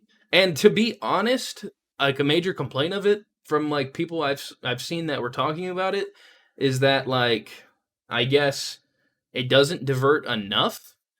Um because it does do a lot of diverting, which I don't know how much you want me to spoil things and talk about it. Um, yeah, I don't know. How Uh, much did you want to talk about it? I want to talk about and specifically related to what we were talking about with Keith earlier. Does it really dive more into Keith's backstory in that? Yeah, so I mean, again, I don't. Which, if you're listening to this now, I guess if you don't want to be spoiled of this manga, again, it's called Verge of Doom. That's just what you need to look up. The regular title, Verge of Doom manga. You can find it to read online. 15 chapters are out right now, like 2 volumes. You can easily read it in like a couple hours or even quicker. But yeah, so read that if you don't want to be spoiled. But basically, what I was saying with that is that it fully elaborates on kind of what happened to him, in like a sense, like it goes more into his backstory of kind of what actually transpired, and what actually happens in the original timeline is that the mother and her completely ignore him, and that's why he becomes the way he is. And the reason, which The they mention player. it, they yeah, and they mention it that the, because like in this timeline, the mother, his entire life up to the time that they're teenagers, thinks that he's still a her husband had an affair, and it's like an affair kid. And like in the anime, they briefly go over it in like 5 seconds. So you're like, oh yeah, that was Yeah, like a like that. Like they misunderstanding. resolve the issue, But but in the like, manga, it's actually the reason he had the problems, and it wasn't resolved. So like literally, her marriage and the dad. That's why I said the dad's kind of a piece of shit, and that's why I was mentioning that too. Is because the dad didn't realize over the course of like 8 years that his wife didn't give Keith any attention and treated him like shit. He thought the reason that she felt that way was because there was an arranged marriage with her, and he thought she didn't love him because of that. But they actually really loved each other. They just had that misunderstanding the whole time. So like they just treated Keith like shit because of it. And like since they kind of go in more in depth in his story, and there's like a whole chapter explaining kind of how that transpired. It just makes you really kind of see how easily things could have been resolved and how badly they got fucked over. And Keith like was punished for it because he was treated like he was never loved or wanted in any single way by his adopted mother and sister. Like they don't treat him like that his entire life because of that. ah, man, you know what? I really do want to go and read this manga now. It seems like it would be like Well, if they were to do a season two, I would want them to adapt this as like a season two, and that would some be people, awesome. from what I was reading, But some people prefer this. And like I said, there's 15 chapters out, which this only covered about 22. So I mean, it's literally, reading 15 chapters of it is basically, I mean, I've almost watched like a season of it in equivalence of like if this was an anime. So like it's interesting what they do with things. I don't know where they're going with it, but it's definitely more so she like she it feels like it integrated definitely the feels whole like cat hard arena mode. all the way up until she gets into the academy and stuff.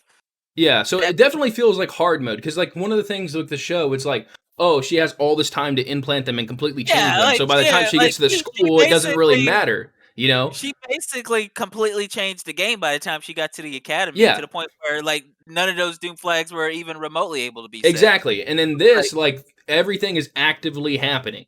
And there's some like new characters in it too, which is really cool. So like wait, so I got a question, since she was already like a complete douche all the way up until she hit her head in the academy and stuff. Does that mean that Maria is already setting off the love flags with all the other conquerable protagonists like Yeah. and Yeah, so it picks up not like immediately when she starts. So like it picks up like she's already been bullying Maria. Maria's already like hit some of the flags with some of the guys, and like basically she likes bullying her, and then she like trips and like falls on her head, and then instantly gets into like you know where she like recovered her memories and trying to figure things and, out. and, and then she's like, "Oh fuck." Yeah, yeah, because then she's like making sense of it. She's like, "Oh shit, why was I just being a complete asshole to you? That doesn't make any sense anymore." And then like, uh yeah, it's oh, definitely. is Mary in this in this manga? Oh yeah, Mary is like loyal, Like, dude. Mary's still loyal to Katarina in this? So like, I guess we're just doing full spoilers. so You know what? No, let's not do full spoilers, but can you at least answer that question? I mean, well, yeah, basically she's in it, and like the same kind of thing plays out. She like instead of like how they met before, it's very similar. So like in this timeline, she does do like the gardening thing because she wants to learn like to farm just in case she gets exiled, and she also wants to increase her magic. So she has the same reason of like doing the garden outside of the thing, except her garden fails then because she doesn't know how to garden. So then when she finds like Mary's taking care of the flowers, and it's basically the same kind of scene. It's like, oh, these flowers are really good. And then she tries to use that line, and then she's like, oh, someone else told me that one time. And then he shows up and's like, what the fuck? Did my brother tell you about the special moment we had when we were kids? Because as they mentioned, that's like how he like initializes like her falling in love with him in the first place, is he tells her she has like a green thumb and that she's really good at gardening, and that was kind of like how they fell in love, and why she it changes who she was as a person, because she decided to become like good and do all of that because he like said that to her, and she's like in love with him in this timeline in a sense. But then obviously she Obviously, comes she's in gonna and hop says on that it, and Katarina train. yeah, and then it makes him hate her more, because he thinks like she's just fucking with him and like making fun of him or something, and like trying to steal his line.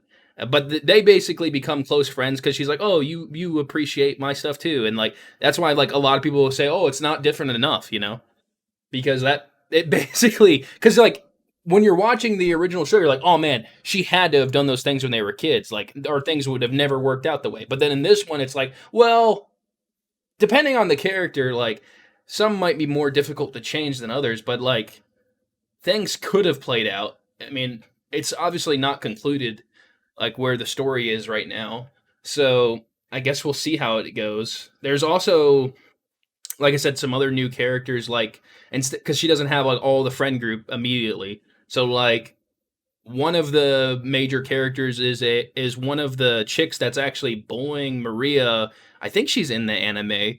Like one of the The ones chick that's with the fire magic. I think it might have been her. I don't really remember. Like I don't know, but they never say her name in the anime anyways. But basically, yeah, one of those chicks like that was bullying her like becomes like a main character, and like she like has like a whole arc with like Maria where she like acknowledges, oh, like Maria is like a hard worker, and she actually has a true change of heart, and like she realizes that she's like, like there's a whole arc with that, which is interesting. um Yeah, I'm definitely.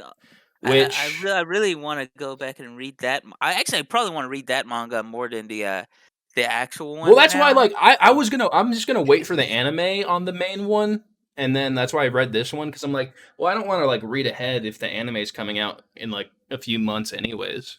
I might as well just wait for the anime and then pick up with I'll just read the other manga. But I would say Verge of Doom. there is a couple other like really cool things I will mention. I'm not gonna like fully spoil it, but like one of the cool additions is a teacher is actually a character, which we don't see any teachers in the main story. Like a teacher shows up, and the reason the teacher shows up is because obviously there's less pressing time.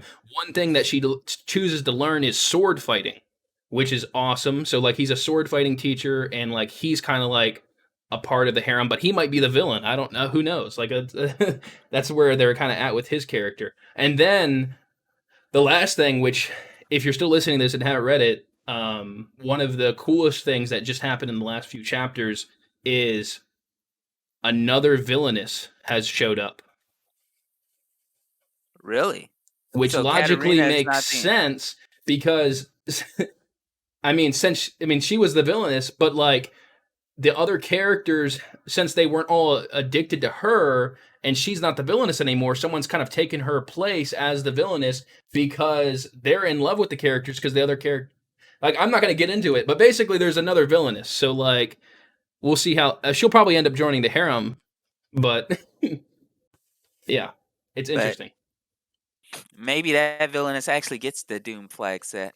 Yeah, that's why. Like, I'm really like, because like what I was really hoping with is like, okay, which I was kind of disappointed at first because like I'm like, oh, maybe she'll like learn magic and like she'll become like really powerful with magic because she doesn't have time. But they kind of compromised since she's learning sword fighting and stuff. I think that's really cool because like the thing, she doesn't have as much time to prep. So like if shit's gonna go down, she I has to mean, be she ready. had her entire life to prep, and the only thing she does is like a slightly bigger earth bump. Yeah, well, and she's Like changed with all the characters. I could do more earth damage by throwing a rock at somebody. So, Yeah, and then uh, what was I gonna say? Like,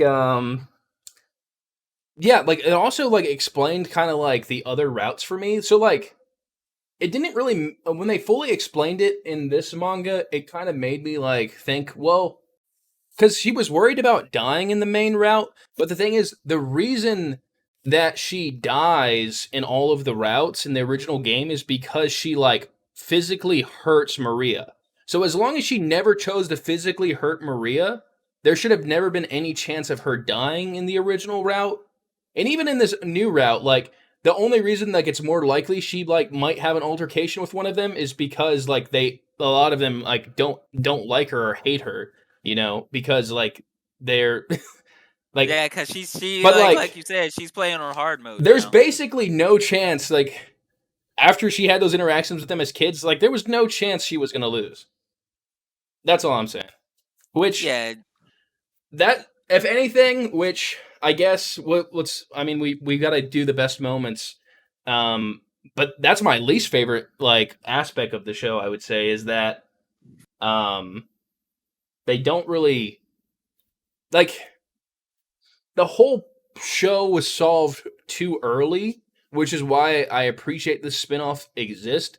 But like yeah. I now that I I know wish that there this was spinoff exists, I'm definitely checking this out. yeah, I'm it's looking for it on Amazon right now. I can't find it. Like they have all of the well original manga on Amazon, I but think they the don't have first one version is two. released in English in like a volume form, but like I just read it online. I can send you the link afterwards if you want to just read it there. Yeah, I like just like laying back on my couch and reading Yeah, stuff. So yeah, like, you can't really beat it. But yeah, so it's definitely worth a read if you enjoyed the show and you just want to see kind of like an alternate path. She also does cooking and the other one. So that's cool. yeah, I'm just glad she's doing different things. But that's like I yeah. said. So like my least favorite aspect of the show was that they just it was a little too easy, you know? I know, but it did like I don't know. I fell Like in love with the original the show, even biggest with the easiness of challenge it, because like after they were kids was like the Maria thing, but that was resolved super quickly because she like fell in love with her pretty easily. And then obviously the president guy and his shit, which I still don't fully understand how his route was triggered. I guess it was just like her I like you know I need to go back and rewatch that I myself think it was because him. I was I trying. guess it was her like being in the student lounge and then like complimenting his tea is what triggered him. That's the only thing I could think of is like her showing up there every day and then saying the line that his mom said about his tea triggered him. That's the only reason I could think that he would like snap like that. Because if his Yeah, only objective was to like take out his mom and get revenge, why would he have any beef with any of them? Like it just didn't make sense. Like so, like that criticism aside. So we're on best moments and aspect. So what was your best moment? You know what? I had a handful of best moments, and so I'm going to. It's gonna be hard for me to choose one, so I'm gonna kind of bring it down to two. My first being, and I mentioned it earlier, that moment with Maria and her mom when they go when Katerina and Keith go and visit her in her hometown, and the other one being the moment when Annie turns down her father's um trying to like marry her off because she wants to stay with Katerina. Oh yeah, that That was plays out completely different in the spinoff too, as you could imagine. yeah. Yeah, honestly, after I read that spinoff, I think we should maybe go back and talk about Yeah, that we can. I mean, later. I think by the time season 2 comes out, you should definitely read it, Yeah, and if there's new chapters out, maybe we can just kind of talk about that at the end yeah, of that one. Just kind of our full thoughts on that in a way, because it's yeah. Because that, it will never get anime adapted probably. So I mean, it might, it might. I didn't think that they would even do a season two of the show, but they are, and I'm so happy for it. yeah, this is But such a strange show to get a season 2. Like, I guess it did yeah. well. I guess. I Um, mean, I think it like it probably did well because of like stuff. I mean, it sounds messed to say, but it's probably because of COVID. More people got the opportunity to experience the show because more people were sitting at home, it's trying to discover new anime and stuff. yeah, So, but my yeah, those are my going to be my two favorite moments. my best moment, I guess. I mean, the moments you said were really good. I guess outside of those, I would say probably just the moment when she's like in the coma and all the characters kind of like finally accept the reason that they love her. It's just kind of like it's like that's kind of the Yeah. that really is kind of the climax of kind of like a lot of those characters arcs, and then everything after that is just kind of like, falling off point going into the resolution. So like I feel like that was a cool moment, and then like I guess my favorite aspect of the show is that it does have fleshed out characters for the short time that they had, and it does make you actually like it even though there is like the harem bullshit there, it it's kind of more about friendship and just the love shit's just kind of there, which I appreciated versus regular harem bullshit. But that just Yeah, might be my bias, just because the main protagonist is good. I mean, if the main protagonist of a harem was good, then I might have the same opinion. But most harem protagonists I despise completely because they're just blank slates. So like it's a fresh uh, breath of air having a protagonist that actually is interesting and you want to watch their show and see what happens. That's all I'll say on that. And with that, I uh, mean that kind of goes into my final thoughts. I mean, it is probably the best harem that we've covered. No, it is the best harem that we've covered. I'll say that. well, I'm I still don't know if I would say this is the best harem we've covered. Because obviously I have a real sweet spot for Saikano. Yeah, the Um, worst main and character of all time. yeah, and I mean, like, well, in your opinion, but I'll say my final thoughts for this show.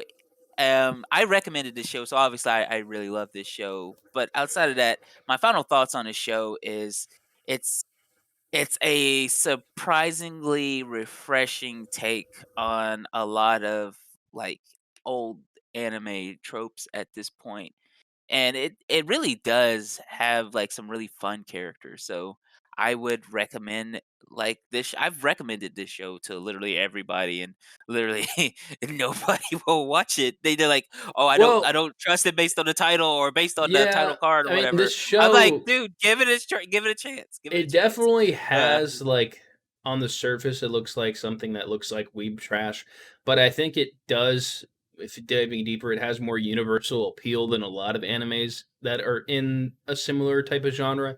And obviously the isekai part of the story, which I feel like this is a kind of a broader conversation about isekai in general. Is like how necessary is the isekai shit in the story? Which for this, I mean, maybe that could be something that we'd measure at the end of any isekai anime, like how important isekai aspect of it was in this anime. I would give this yeah. an isekai importance out of like 10. I'd probably say this is about a 6 or a 7 because it is important that they played this game in their past life, and the whole idea of the game existing and getting that information is crucial to the plot for the way things progress, at least in this form.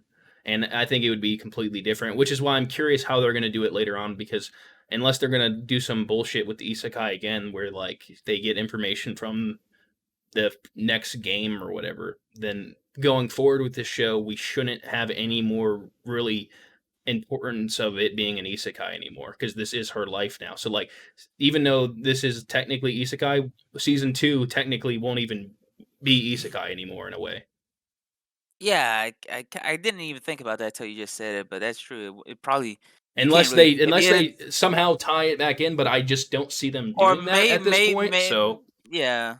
I mean, it's really no point. So I guess season 2 would just be kind of its own little thing, not really focusing much on isekai at all at this point because most of it's already gotten up to the point of where she's played through the game. So yeah, no, that's the I thing, think and she because did. she can't go back to life and play the game. The whole isekai element of the show was that she played this game in her real life, and then that she got to play it in like Mm. this afterlife. So like that was So the whole yeah, isekai point. that's So resolved here. So yeah, yeah, it's gonna be interesting to see how it changes the way the like I perceive the show with season 2. But yeah, I think that's a good place to close it. okay. So You then, want to talk about the next no, we got to do the my item? anime review. Oh yeah. We got So to give it our score for that.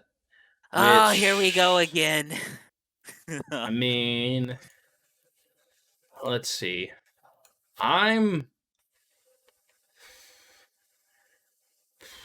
this is tough. I think I'm setting I at like a 7 or 8. I'm also around like a 7 or 8. So I Which, think I could settle with maybe a 7 for this. well, let's look at our sevens. So what we've given a 7, we gave Elfen Lied, Suki, and Saikano 7.